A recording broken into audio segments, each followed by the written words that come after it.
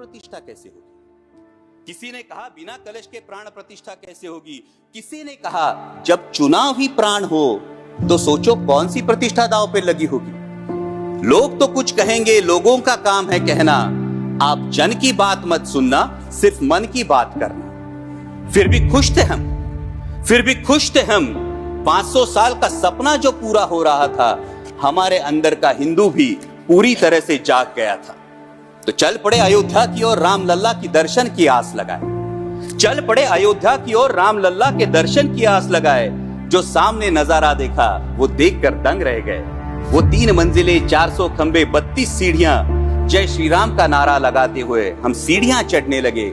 राम लल्ला से क्या गुहार लगाए ये सोचने लगे। पहली सीढ़ी पर याद आई महंगाई, दूसरी पर देश में बढ़ती बेरोजगारी, तीसरी पर पत्रकारिता की चरण चुंबकता, चौथी पर सेंट्रल एजेंसीज की संदिग्ध भूमिका।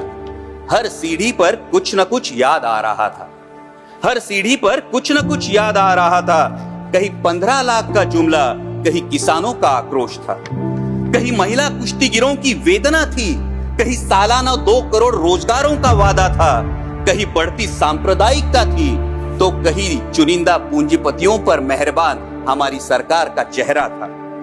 इस वास्तविकता ने झंझोड़ने के बाद भी हम अंधभक्तों की तरह चलते गए। होश तो तब संभाला जब राम लल्ला के दर्शन हुए। हमें नतमस्तक देख राम लल्ला मुस्कुराते हुए बोले, मैं कल भी था, आज भी हूं, कल भी रहूंगा। जितना इस मंदिर में हूं उतना ही तुम्हारे मन में रहूंगा। लेकिन याद रखना हमेशा मैंने त्रेता युग में रामराज जलाया था। तुम कलयुग में जीते हो जहां संविधान ने गणराज जलाया है। धर्म समाज का किनारा जरूर है, लेकिन देश एक बहती धारा है। किनारे को धारा के बीच में लाया तो प्रवाह अड़ जाता है, प्रगति के पथ से हट जाता है। इसलिए धर्म का ठेकेदार नहीं, पहरेदार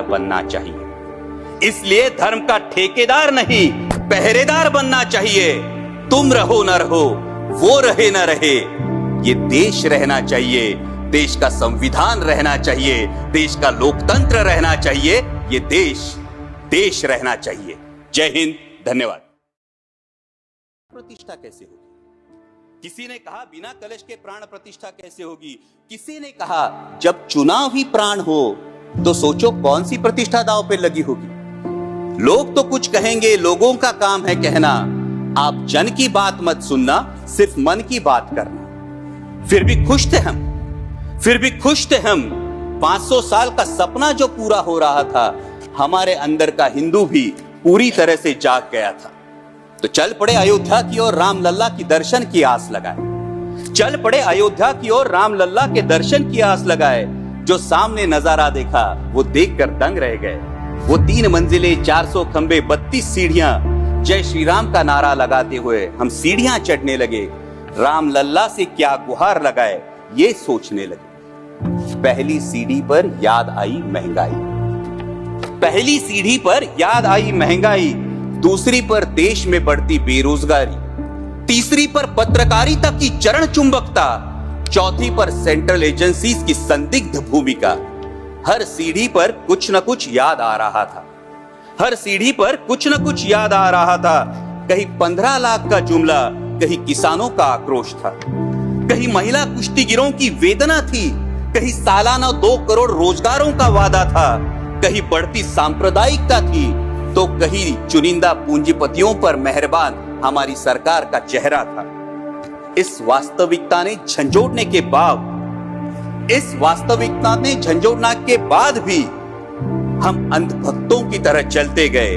होश तो तब संभाला जब राम लल्ला के दर्शन हुए। हमें नतमस्तक देख राम लल्ला मुस्कुराते हुए बोले, मैं कल भी था, आज भी हूं, कल भी रहूंगा। जितना इस मंदिर में हूं उतना ही तुम्हारे मन में रहूंगा। लेकिन याद लेकिन याद रखना हमेशा, मैंने त्रेता युग में रामराज जलाया था, तुम कलयुग में जीते हो जहां संविधान ने गणराज जलाया है।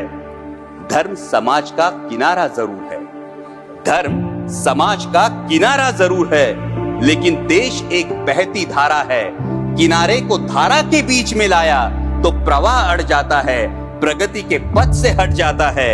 इसलिए धर्म का ठेकेदार नहीं, पहरेदार बनना चाहिए। इसलिए धर्म का ठेकेदार नहीं, पहरेदार बनना चाहिए। तुम रहो न रहो, वो रहे न रहे, ये देश रहना चाहिए, देश का संविधान रहना चाहिए, देश का लोकतंत्र रहना चाहिए, ये देश रहना चाहिए। जय हिंद, धन्यवाद।